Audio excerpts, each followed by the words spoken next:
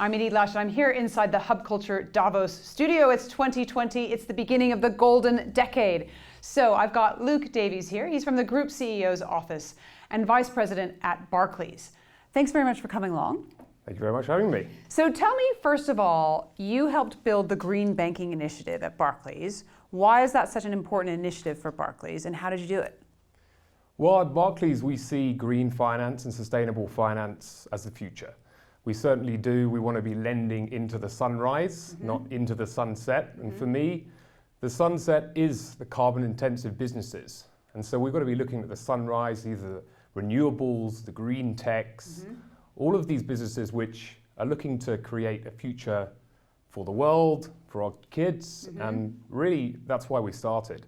But we really saw a commercial opportunity, and I think commerciality has to come into play here because we have shareholders, we have clients who need us to lend to them, need us to return for them. But green finance being the future, we think is the way to go. There is an issue though around divesting in current holdings and current investments versus planning for the future. How do you balance that out within Barclays? It's a risk framework. We have to take a balanced view on our portfolio. There's not to say that lending to companies with high intensive carbon initiatives is a bad thing.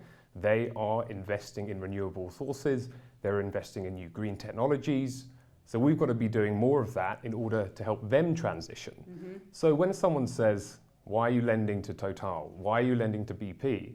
They have to see that a lot of these companies are investing in major renewable sources and major green tech technologies. And so that is why we're doing both of those things. Divesting is important. From a commercial perspective, carbon-rich assets may become redundant at some point.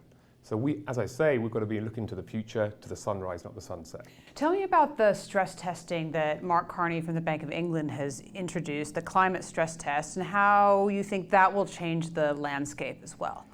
It's interesting because Mark Carney has always been an advocate for climate action, and we've seen that. Our CEO knows him very well, and he's always put forward the fact that this is a commercial response. And so we need to build into our risk frameworks absolutely everything to do with climate.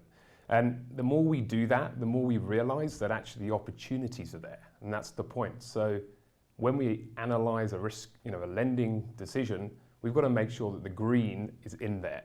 So we've got to understand what that technology is, where it's coming from, what they're going to be doing with those proceeds that we lend out to them. And really, so that builds our risk framework, it builds how we respond to this issue.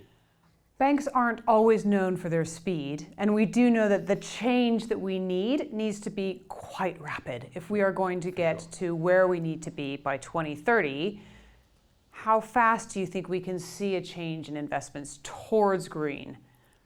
It depends how you look at it and how nimble you can be.